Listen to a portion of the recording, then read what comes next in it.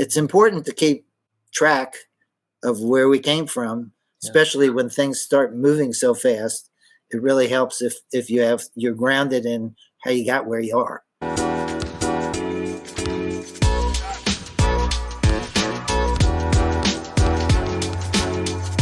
He is the author of the book Across the Line, Tales of the First Black Basketball Players in the ACC and SEC, revised and updated. We welcome Barry Jacobs onto Hoopsology. How's it going, Barry?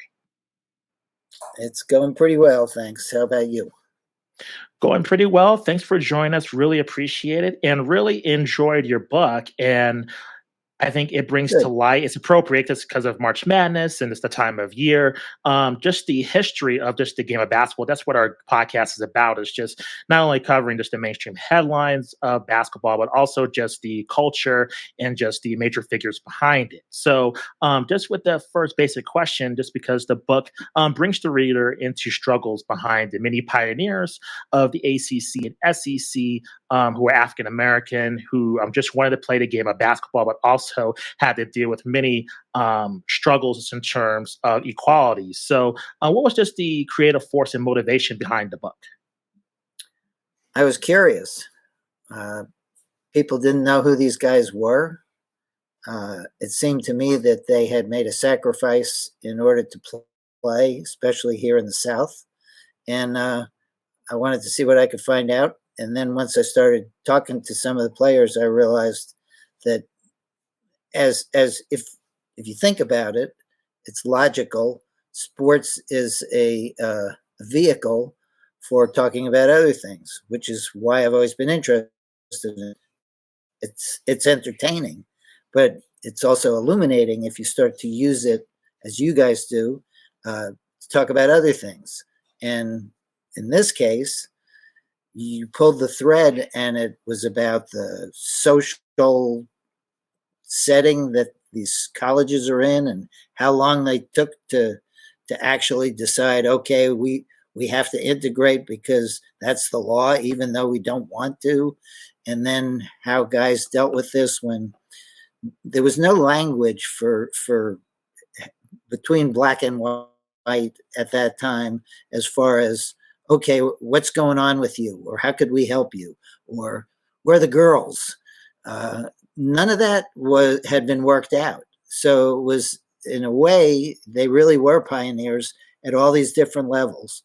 And I just thought it was fascinating. They were the kind of the lowercase Jackie Robinsons of sports.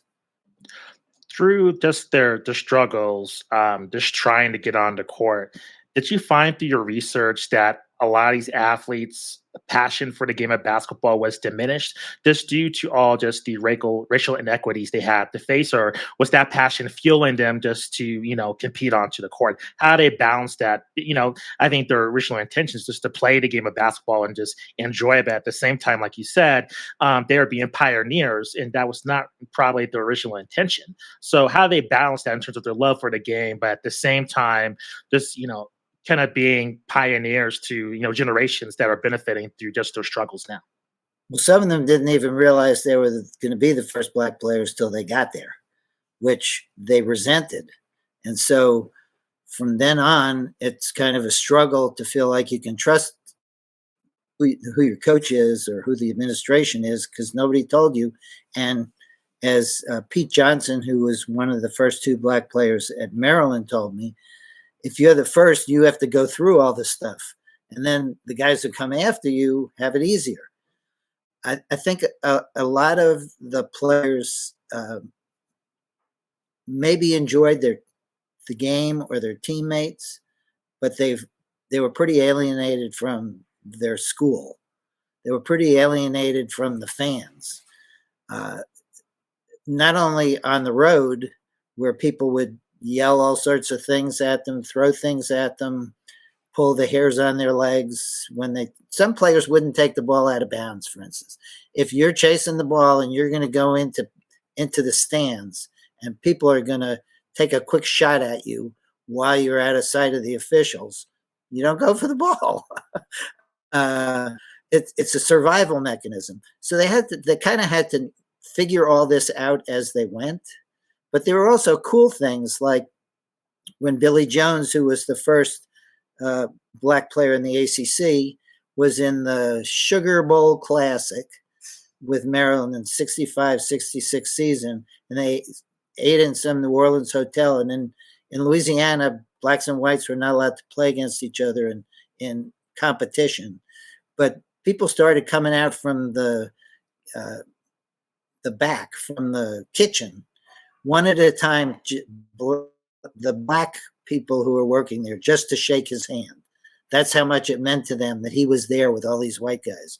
Or when Wendell Hudson went to eat in the cafeteria at Alabama, where he was the first black player, he went to get a snack, and he sat down at a table by himself, and here came Bear Bryant to sit down next to him. And he was terrified. He didn't know, well, what am I going to talk to Bear Bryant about?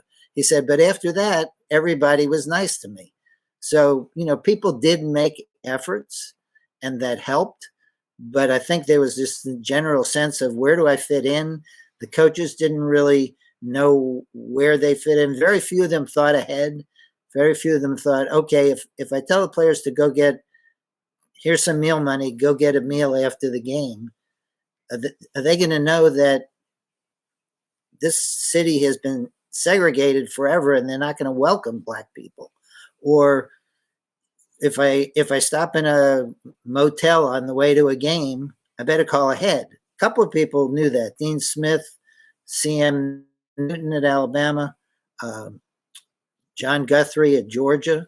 Most of them didn't think about it. It was just, it was just all their players. And so the players themselves tried to protect each other. That was a nice thing. The white players tried to stand up with and for their black teammates. Very curious just to get your insight on the kind of wave of how this progressed, not only in ACC, SEC, but the comparison across the country as well. Because, and I mean, either of you guys correct me if I'm wrong, I believe Wilt Chamberlain played 56 through 58 at Kansas University and then was drafted to the NBA in 59. So you had, a very big name and other big names in the NBA going on simultaneously, and even before this era that you discuss in the book in the ACC and SEC. Can you explain, was the after effects of Brown versus Board of Education, was that near instantaneous in other regions of the country in comparison to ACC, SEC, and how did that rollout look like? It wasn't near instantaneous anywhere. There was resistance everywhere. The majority of states had segregation, even into the 50s. It may not have been as codified. The first black player who played in the NBA was Willie Cooper, who played at Duquesne, I believe. And one of the Mississippi teams was supposed to play them in a tournament, and they withdrew from the tournament when they were already there because it was against the rules for their teams from their state to play a team that had a black player. They asked the school to keep Willie Cooper out, and he refused. But that happened at Maryland. I forget the name of the quarterback at Syracuse, but he was Asian, and Maryland asked him, could you please leave him out of the game? And Syracuse said no. And so it was going on right along.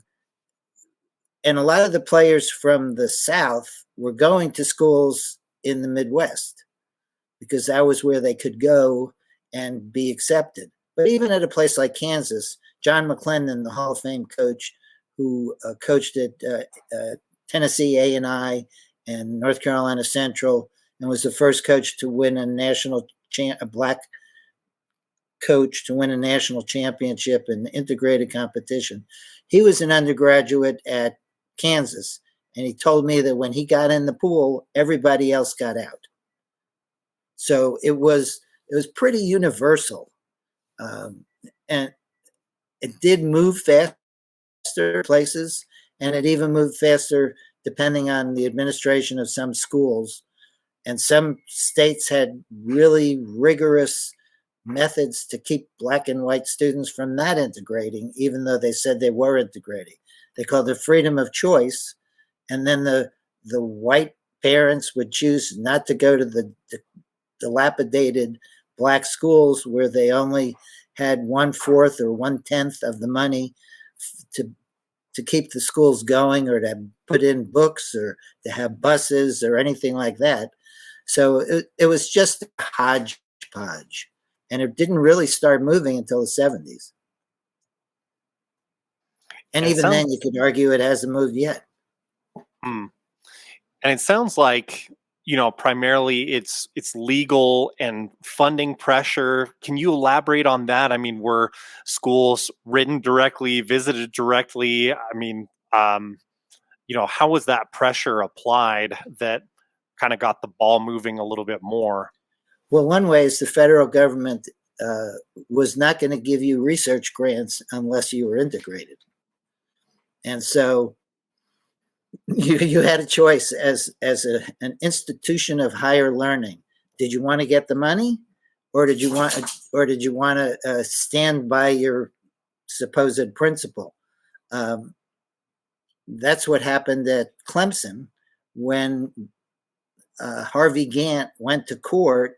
He was attending Iowa State, but he was from South Carolina, North Carolina area, and he wanted to go to a local school. So, and Clemson's a good engineering school, so he applied, had to go to federal court, and that's where the whole incident of that we were just talking about a few years, where the Confederate flag was on top of the state capitol in Columbia, South Carolina. They didn't put it up during the Civil War. They didn't put it up until Harvey Gantt was admitted to Clemson. Then they put it up to say, you're not welcome. We still hold our Southern values, or Confederate values, and you're really not welcome. So it was, the other thing that changed is that if you wanted to compete, there were all these great black athletes. C.M. Newton won like 4 games his first year at Alabama. So he went to Bear Bryant, who's the athletic director, and he said, can I recruit black players? They're all around us here and nobody's recruiting them. And he said, Bear Bryant said, yeah, recruit if you want. And within a few years, Alabama won the SEC title with an all-black starting 5. You never think of that it would be Alabama, but it was, which is kind of ironic. They're a number 1 seed in the tournament now. But, George Raveling, who was the first black assistant coach in the ACC and worked for Nike for a long time, he was an assistant at Villanova, and he went down south where he could get all these great players that nobody else was recruiting, because he was a black guy and he got it. And Villanova was really good because they had really good players. And that helped change the game too, is you had the sudden influx of players who played a different game. And I would also say that because those players came into the game, we now play a game that's not at all like what was played by the white teams. This is much more a game, the modern game, that the black schools played. The coach at St. Augustine's in Raleigh, Harvey Hartley, told me something, and it sounds just like Nolan Richardson at Arkansas in the 90s. He said, how we played was 94-40, smoke them and smother them. You run, you hit the boards, you be aggressive. You play a game. It's not just throwing the ball up like the stereotype, the unfair stereotype that Texas Western blew a hole in 1966, but it was a different kind of game. And once you started having players who were used to playing that way and you let them play that way, everything changed. You mentioned Texas Western, and I have to ask, my dad was actually growing up in El Paso at the time that that team won the title. How impactful was that, that they, especially that they directly beat Kentucky in that title game? Did that have, you mentioned bringing in the most talented players and many of them being African American, but on top of that, you see the title success. Um, was there, a ripple effect even through the ACC and SEC based on that? Yes, and there was actually a ripple effect that led to Texas Western because in 63, well, 62, Cincinnati repeated as the NCAA champ with 3 black starters. People don't talk about that anymore. Mm. In Loyola, they called it then Loyola of Illinois, now it's Loyola Chicago. They won the national championship in 63 with 4 black starters. But people don't talk about that either. And by the way, 63 was when Mississippi State players had to sneak out of the state to play in the NCAA tournament because somebody got an injunction. It was against the law in Mississippi for blacks and whites to compete on the same field or court. And just like I said before, they had forfeited tournaments rather than play against a team that had a black player. Well, they were going to have to play in the first round. They were going to have to play Loyola. And some legislators tried to get a judge to file an injunction. And so they sneaked out of the state. The athletic director left first, and the president, and then Babe McCarthy, who was the coach. They all took separate planes. Then they sent the reserves to the airport in Starkville to see if they got arrested. And when they didn't, they sent the team. And so the 60th anniversary is tomorrow. So you could say, well, boy, we've sure come a long way, but Mississippi's still not the most friendly place. Jackson, Mississippi, the legislature just passed a law that the Capitol Police are going to have sole jurisdiction around the Capitol in the city where it's predominantly black. And they don't get to vote on who that is. They don't have any control over who that is. The legislature does, which is, as you might imagine, in Mississippi, a pretty conservative, white, Republican group. Of course, the Republicans were the Democrats in the 60s. The people who made the ridiculous statements, everybody from George Wallace to James Eastland, you'd be amazed. Part of why I enjoyed doing this book is because there's other things going on in the society at the same time that related, like George Wallace getting 43% of the vote for president in Maryland in 1968. Pretty amazing. Things like that, or the things that people said. You wouldn't believe the things that people said, and it's for those young men, 18 years old, and as one of them, Craig Robinson, who's one of the first black players at Tennessee, he grew up near Appomattox, Virginia. So he was in a farm community. He was embarrassed to be out in public in shorts. He felt like he was, he felt like it's too revealing. But he adapted. They all adapted one way or another. Some of them, though, never went back to their schools. When I wrote my book, some of them had no idea that other people had gone through the same things. Because we didn't have any of the instant communication we have now, and the media preferred not to cover some of the stuff. In fact, in the 2000s, the paper, I think it was the Nashville Tennessean, no, it was the Lexington newspaper. They apologized to their readers for having purposely avoided covering the civil rights movement. you brought up that story about a lot of the players not wanting to go to the universities or a lot of tension. I think what comes to mind is that the Fab Five, in terms of how they were treated by Michigan, and just a lot. Even though Jawan Howard's currently he's coaching there, so there's still a lot of tension between that legendary team and that university. I just want to ask you: do you think will come a day where a lot of these universities will acknowledge this history? Because I think it's very important, or do you think they'll always kind of be kept under the rug unless there's books like yours that really brings to light these stories? I think that it's the the schools realize that it's good for them to recognize the African American players. When not until my book came out did Duke recognize C.B. Claiborne, who was their first black player. And when it came out, they did it quick before the end of the season. I had interviewed his daughter, who's a doctor. She was so bitter about Duke because, my father paved the way for all these great black athletes that Duke has had, that won national championships for them and all that stuff, and they've never recognized them.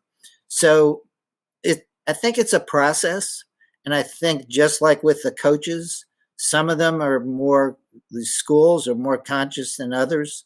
And you'd be surprised which ones. Mississippi, with Coolidge Ball, they honored him years ago, and he never left Oxford. He has a printing business right there. He's from Mississippi, so he felt comfortable. A lot of the schools recruited within the region, but especially black players. And in the SEC, almost every single first player made all conference. They had to be good. They had to be good, and they had to be good students. It was another thing, kind of like Jackie Robinson. You're going to have to turn the other cheek. In this case, turn the other cheek and be a good student. Charles Scott at North Carolina was an academic All-American, but he was the only one of all the first ACC players who made all conference. He was the model for Michael Jordan, who was growing up in North Carolina at the same time, and for Charles Scott, the model was Elgin Baylor. I don't know if you guys remember Elgin Baylor, but he was one of the first players I ever saw who just could hang there in the air, and you'd go, how's he doing that? Yeah. Absolutely. Yeah. And I think that's such a huge point too, is that not only was there you have to be a lead at athletics side to be taken seriously, but you also had to make your stamp in the classroom as well and prove yourself there. So, I mean, really just about all day, every day while these guys were going through this experience. And I think that's why your book is so important. And I mean, all our listeners, you should really take the time to read this because it's so important to know that. I wanted to get your opinion on what you see right now in college sports. Of course, the NIL is a huge point of discussion. Is kind of this new frontier. Do you see more pros than cons, or kind of however you'd like to take this question? I'd just be curious to hear your thoughts on NIL in general. I think it's great. I think, just in the last few years, getting rid of the sit out a year if you transfer is like the end of the reserve clause in baseball when Curt Flood sued to be free. Mm-hmm. And along with that has come the recognition that why shouldn't you be able to earn money for what you do? Why is everybody else getting to earn money on your name, image, and likeness, but not you? So now I think we have a shuffle going on because I'm not sure anybody knows where this is going to wind up. There are court cases that are getting increasing support, saying that athletes are employees. Well, what's that going to do? And how does that square with Title IX? And, why shouldn't every athlete get a take? The number 3 earner in NIL is Olivia Dunn, who's a female gymnast at LSU. I think that's great. there's all these football players who aren't making as much money as she is for whatever reasons. It's changed the dynamic of equality, if you will, as far as who gets what. And I think that there are going to be more changes. I personally think that the power conferences, because they're so desperate for money, will take over the NCAA men's tournament. And when they do, then the NCAA, in order to have enough money to operate, is going to really have to plug women's basketball because that'll be their main product. And they use that money to run all their championships and to give the president of the NCAA a $4 million salary or whatever it is.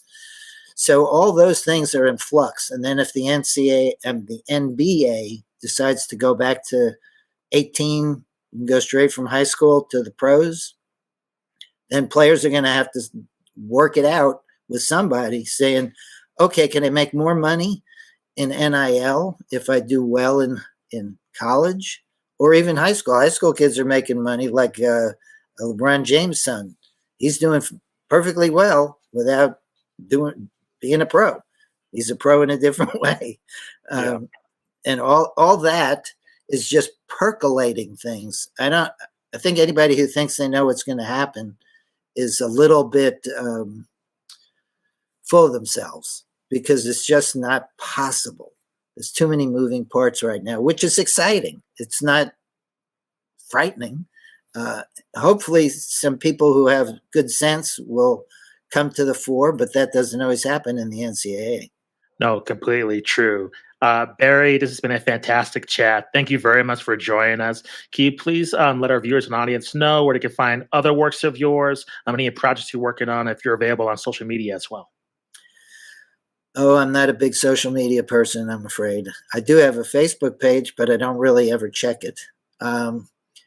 Mostly I do something I used to do a while ago was do a fan's guide to ACC basketball, and I wrote something on every player at every school. And I used to do a lot of statistical analysis back before that was popular. And I still like to do that. So I do that for a site called Duke Basketball Report. And in fact, I just did one today, a chart about when Duke is on a winning streak going into the NCAA tournament. This team has 9 in a row. Any Duke team that's had 5 or more wins in a row going into the NCAA gets at least to the Final Four. So we'll see. Past performance is no indication of current achievement, but I like doing stuff like that. Still trying to look at the history and bring it up. And I did talk in that chart about Loyola and Texas Western. I made it fit because I studied history, and if it's important to keep track of where we came from, especially when things start moving so fast. It really helps if you're grounded in how you got where you are. No, 100%. Barry, thank you very much for taking the time to join us. Thanks, guys. I appreciate it. I appreciate your questions too.